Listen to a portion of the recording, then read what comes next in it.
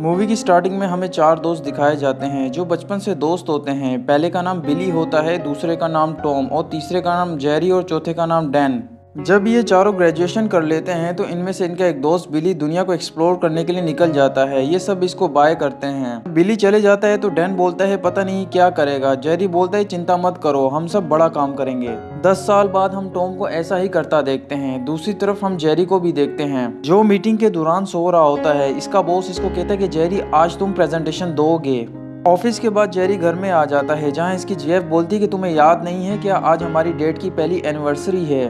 और इस बात पर इसकी जेफ की तब जाती है और ये कहती है कि मैं यहाँ से जा रही हूँ। इसी दौरान जेरी को इसकी मॉम की कॉल आती है तो ये सीरियस हो जाता है। फिर हम डैन को देखते हैं जो कि डॉक्टर बन चुका होता है। जब डैन अपनी कार को पार्क करने लगता है तो ये देखता है कि यहाँ पे ऑलरेडी किसी ने कार पार्क की है। ये उस बंदे को बोलता है कि अपनी कार हटाओ, ये मेरी पार्किंग है। पर ये बंदा बावला निकलता है क्योंकि ये डैन को डरा देता है। डैन डर के मारे इस पर इनहेलर से हमला करने लगता है। जब ये हॉस्पिटल के अंदर आता है तो रिसेप्शन वाली इसको बताती है कि किसी जेरी की कॉल है। तो यहाँ डैन को मालूम पड़ता है कि बिली के एक्सीडेंट हो गया है सर्फिंग करने के दौरान। इसके बाद डैन और जेरी बिली के फ्यूनरल पर आ जाते हैं। ये दोनों बिली की एडवेंचर वाली पिक्स को देख रहे होते हैं। तभी यहाँ टॉम भी आता है हार्ले बाइक के साथ, वो भी कब्रों के बीच में, जिसकी वजह से यहाँ की खामोशी तेल लेने चले जाती है।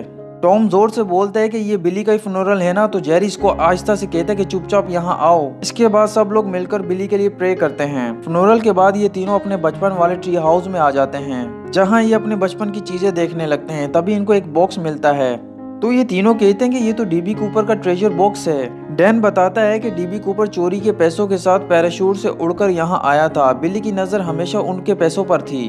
तो टॉम जेरी भी बोलते हैं कि बिली और हम प्लान बनाते रहे नदी के उस पार जाकर कूपर के खजाने को लूटने के लिए। ये बॉक्स को खोलते हैं तो इनको अपने बचपन की चीजें मिलती हैं तो ये बच्चे बन जाते हैं। बॉक्स में से कॉन्डम निकालकर जेरी टॉम को देता है तो टॉम बोलता है कि वाह यार, ये तो मेरी पहली वो चीज है जो कि मैंने चुराई थी, वो भी अपने डैड के तकिए के नीचे से।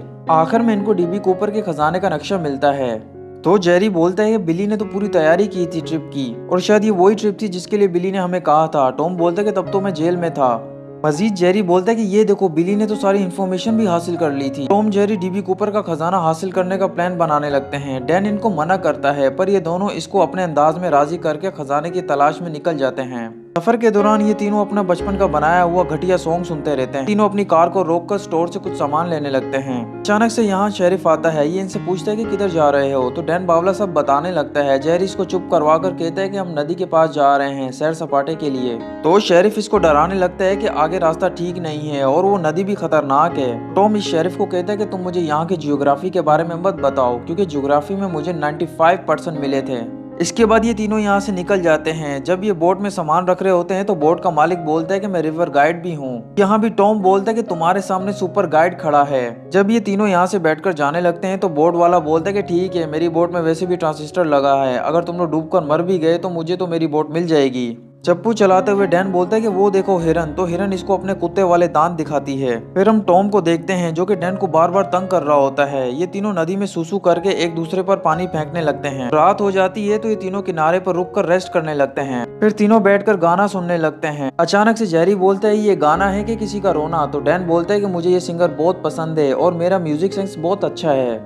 टॉम बोलता है कि ये सब छोड़, पहले तू एमडी तो पूरी कर ले। तो डैन बोलता है कि वो कब की हो गई है, अब मैं प्रैक्टिस कर रहा हूँ। दोबारा से टॉम कहता है कि ठीक है, लेकिन तब भी मैं तेरे से ज्यादा कमा रहा हूँ क्योंकि मैं हार्ले बाइक्स को सेल करने का काम करता हूँ। जेरी इन दोनों को बोलता है कि तुम लोग कितना अच्छा काम कर रहे हो, पता नहीं मैं फैमिली की जिम्मेदारी उठा भी पाऊंगा कि नहीं। तो डैन कहता है कि मुझे लगा तुम्हें ऑफिस की जॉब पसंद है। जेरी बोलता है कि नहीं यार, मुझे बस सर्फिंग करना पसंद है और हमेशा किनारे पर बैठकर मजे करना। टॉम बोलता है कि मैं फिश पकड़ने जा रहा हूँ, वो भी अपने हाथों से। डैन बोलता है कि अगर तुमने सच में ऐसा कर लिया तो मेरी कटी नाक और $10 तुम्हारे।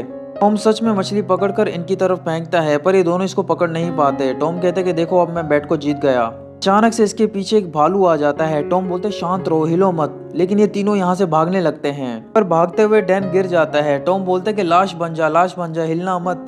डैन ऐसा ही करता है पर बालू इसको उठाकर अपने अड्डे पर ले जाता है। ये दोनों भी बालू के अड्डे पर आ जाते हैं। बालू को देखते हैं जो डैन की मेहमान नवाजी कर रहा होता है। टॉम जेरी को बोलता है कि शायद ये अपने शिकार को पहले खिलाता होगा फिर इसको खाता होगा। आराम से डैन को कहते हैं कि अबे खा ले इसको वरना उसको गुस्सा आ जाएगा। तो मजबूरी में डैन इसको खाने लगता है तो बालू यहाँ से थोड़ा साइड हो जाता है। मौका देखकर डैन यहाँ से भागकर अपने दोस्तों के साथ दरख्त पर चढ़ जाता है। भालू दोबारा से इनके पास आ जाता है और इनके सामान की माँ बहने करने लगता है। जब सुबह होती है तो बालू अभी भी यहाँ होता है, लेकिन धमाके की आवाज सुनकर बालू यहाँ से चले जाता है। ये तीनों देखते हैं कि दो मोटे बॉम्ब से फिशिंग कर रहे होते हैं। डैन अपने दोस्तों को बोलता है बालू तो मेरा सेल भी खा गया। तो जेरी बोलता है कि ये सब छोड़ो, हमें अपनी मंजिल की तरफ बढ़ना है। ये तीनों बोट पर बैठकर अपना सफर जारी करते हैं, लेकिन आगे नदी का बहाव बहुत ही तेज हो जाता है। बहुत ही मुश्किल से ये खुद को संभालते हैं, पर नदी का बहाव मजीद तेज हो जाता है, जिसकी वजह से इनकी बोट उलट जाती है। तो जेरी डैन की मदद करता है। फिर ये दोनों मिलकर टॉम को आवाजें लगाने लगते हैं। टॉम इनको बोलता है कि ये बोट के नीचे है। तीनों बोट को सीधा करके दोबारा से इस बोट पर बैठ जाते हैं, लेकिन इनकी बोट झरने से नीचे गिर जाती है। और यहाँ इनकी किस्मत को देखते हुए मुझे अपनी किस्मत याद आ गई। फिर ये तीनों इस नदी से बाहर आते हैं। डैन टॉम को कहता है कि तूने तो बोला था कि तू रिवर गाइड है। तो टॉम बोलता है कि हाँ, पर सिर्फ तूफानी पानी का, और प्रैक्टिस बस अभी तुम्हारे साथ की है। डैन बोलता है कि मुझे मालूम था, तुम झूठ बोल रहे थे। तो फिर डैन जेरी को कहता है कि तुम तो देख सकते थे मैप के जरिए कि आगे झरना है कि नहीं। जेरी बोलता है हाँ देख सकता था, लेकिन बालू ने नक्शे की माँ बहन एक कर दी थी। और इसके साथ ही जेरी कहता है कि वो नक्शा भी गुम हो गया है पानी में। ये तीनों बस्ती की तलाश में आगे बढ़ने लगते हैं। इनको एक घर मिल जाता है। ये घर के पास जाते हैं तो ये देखते कि ये वही मोटे बंदे हैं। तो जेरी कहते हैं कि मुझे ये लोग ठीक नहीं लग रहे हैं। तभी इनसे कुछ आवाज हो जाती है, तो ये दोनों मोटे गन लेकर इनकी तरफ आ जाते हैं। ये तीनों जल्दी से छुप जाते हैं। टॉम अपने दोस्तों को बताता है कि ये दोनों मोटे वीट की फार्मिंग करते हैं। टॉम थोड़ी सी वीट को चोरी करने लगता है। डैन और जेरी इसको मना करते हैं। दोबारा से इनसे आवाज हो जाती है। कुत्ते इनकी तरफ आकर इन पर भौंकने लगते हैं। दोनों मोटे भी यहाँ आ जाते हैं। ये लोग बोलते हैं कि हम बस रास्ता भटक गए हैं और हम क्या फोन कर सकते हैं। तो मोटे लोग बोलते हैं हाँ जरूर। ये इन पर फायरिंग शुरू कर देते हैं। तीनों यहाँ से भागने लगते हैं। इनके पीछे कुत्ते भी लग जाते हैं और ये मोटे लोग भी। तीनों के पैर एक वायर से टच हो जाते हैं, जिससे यहाँ फ्लेयर जल जाती हैं, जो सीधा वीट के पौधों पर गिरती है, जिससे वीट के पौधों में आग लगने लगती है और यहाँ धुआं ही हो जाता है। इन तीनों को वीट की स्मोक से नशा होने लगता है। इसके साथ कुत्तों को भी नशा होने लगता है, तो ये कुत्ते लेट जाते हैं। भागते हुए जेरी को बिली का बचपन वाला रूप नजर आता है। ये इसको कहते हैं कि तुम लोग हार मत मानना, तुम्हें कूपर का खजाना जरूर मिलेगा। फिर एकदम से ये कहते हैं कि जेरी आगे देखो, रुक जाओ। और इस तरह ये तीनों तालाब में गिर जाते हैं। मोटे भी यहाँ आने लगते हैं, तो ये तीनों तालाब में छुप जाते हैं। जब मोटे लोग यहाँ से चले जाते हैं तो ये भी तालाब से निकलकर आगे बढ़ने लगते हैं। छोटा वाला मोटा कहता है कि सब कुछ नहीं जला भाई। तो बड़ा मोटा इसको मारकर कहता है कि देख साले, सारी फसल जला दी उन्होंने और हमें उनको अब मारना होगा। जेरी बोलता है कि हम वापस जा रहे हैं और वापस जाकर बियर मेरी तरफ से। ये टॉम को कहता है कि भाई तू भी बियर के पैसे देगा। तो यहाँ टॉम इनको बताता है कि इसके पास पैसे नहीं है और ना ही ये कोई हार्ले बाइक्स को सेल करता है, क्योंकि ये बस सीरीज को सेल करता है। और टॉम बस इनके सामने बड़ी बड़ी फेंक रहा था। डैन इससे पूछते कि भाई तू तरक्की क्यों नहीं कर पाया। टॉम इसको बताता है कि बस इसकी किस्मत खराब थी, क्योंकि इसका किसी भी काम में दिल नहीं लगा था। जेरी कहता है कि बस तुम्हारे पेरेंट्स ने तुम पर ध्यान नहीं दिया, तभी तुम ऐसे हो। तो डैन बोलता है कि अगर वो ध्यान भी दे देते तब भी तो ये नमूना होता। इसके साथ ही डैन टॉम को हौसला देने लगता है और कहता है कि देख यार, मैं भी तो बहुत ही डरपोक हूँ, हर चीज से डरता रहता हूँ। इसके बाद जेरी कहता है कि हमें इस दरख्त पर चढ़कर देखना चाहिए कि जमीन कहाँ है। टॉम इस दरख्त पर चढ़ता है तो इसको दो लड़कियां नजर आती हैं, जो कि ओपन शावर ले रही होती हैं। ये नीचे आकर इन लड़कियों के बारे में अपने दोस्तों को बताता है, तो ये तीनों नल्ले बेरोजगार इन लड़कियों की तरफ आ जाते हैं और इनको अपना इंट्रोडक्शन देते हैं। लड़कियां इनको बोलती हैं आ जाओ हमारे ट्री हाउस में। फिर ये लोग अपने साथ हुए वाकयात को इन लड़कियों को बताने लगते हैं। में जेरी बोलते कि तुम्हारे पास सेल फोन है क्या। ये बोलते कि नहीं, सिर्फ रेडियो है, जो कि हमने पिछले तूफान से इस्तेमाल नहीं किया। और वो तूफानी बारिश बहुत ही हॉट थी और पता नहीं क्या क्या कहती है, जिससे ये तीनों मदहोश हो जाते हैं। जेरी रेडियो में बोलता है कि हम तीन दोस्त जंगल में फंस गए हैं और साथ ही अपनी लोकेशन भी बताता है। इसको रेडियो में जवाब मिलता है कि जल्दी इनको रेस्क्यू कर लिया जाएगा। हम देखते हैं कि ये तो सिर्फ वो मोटा होता है जो रेडियो में जेरी से बात कर रहा था। मोटे यहाँ आकर इस दरख्त को काटने लगते हैं। लड़कियां इन तीनों को बोलती हैं कि हमारी जान बचाने के लिए तुम्हारी जान भी चले जाए तो तब भी तुम ऐसा ही करना।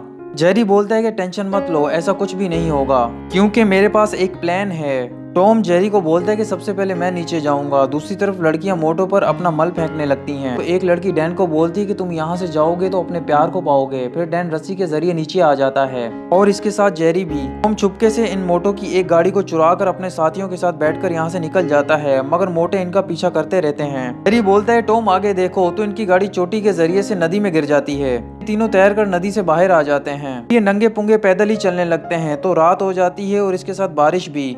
इन तीनों को ठंड लगने लगती है। डैन बोलता है कि हम तीनों साथ लगकर सो जाते हैं, इस तरह हम ठंड से बच जाएंगे। जब ये साथ मिलकर सो रहे होते हैं तो जेरी उन लड़कियों का जिक्र शुरू कर देता है, जिसकी वजह से डैन का पोपट होशियार हो जाता है। टॉम बोलता है कि साले ये तू क्या कर रहा है, शर्म कर। एक आदमी आ जाता है गन लेकर। ये इनको कहता है कि मेरे साथ चलो वरना तशरीफ का कीमा बना दूंगा। तो ये तीनों इसके साथ चलने लगते हैं। ये आदमी इनको अपने घर ले आता है। डैन कहता है कि हमें मारना है तो जल्दी से मारो। तो आदमी बोलता है कि चुप कर साले, मारना होता तो पहले ही मार देता। अचानक से जेरी को यहाँ डीबी कूपर का वही नक्शा मिलता है।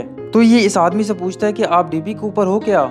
ये आदमी बोलता है कि नहीं, डीबी कूपर मेरा दोस्त था और तुम लोग जल्दी से कपड़े पहन लो।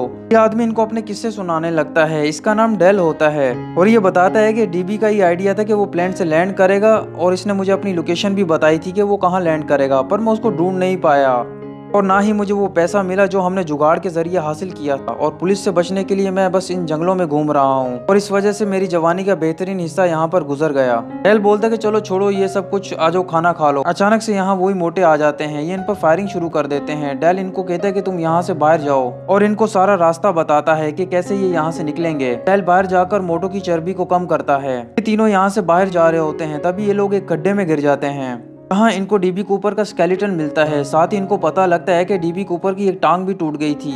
इसकी वजह से डीबी कूपर इस खड्डे से नहीं निकल पाया और खुद को गर्म रखने के लिए डीबी कूपर ने पैसे जलाए थे। फिर ये तीनों भी फैसला करते हैं कि ये यहाँ से निकलेंगे।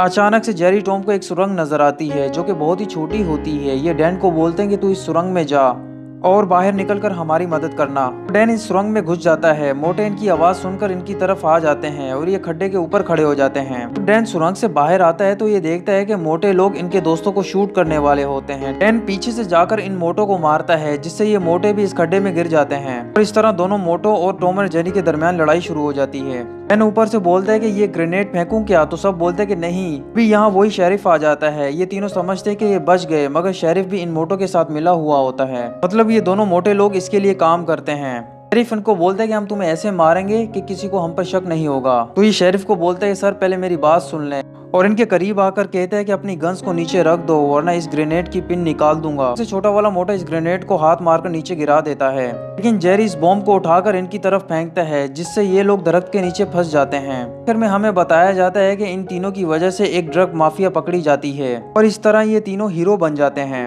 इसी दौरान यहाँ डेल आता है। ये इनको एक झोला देता है।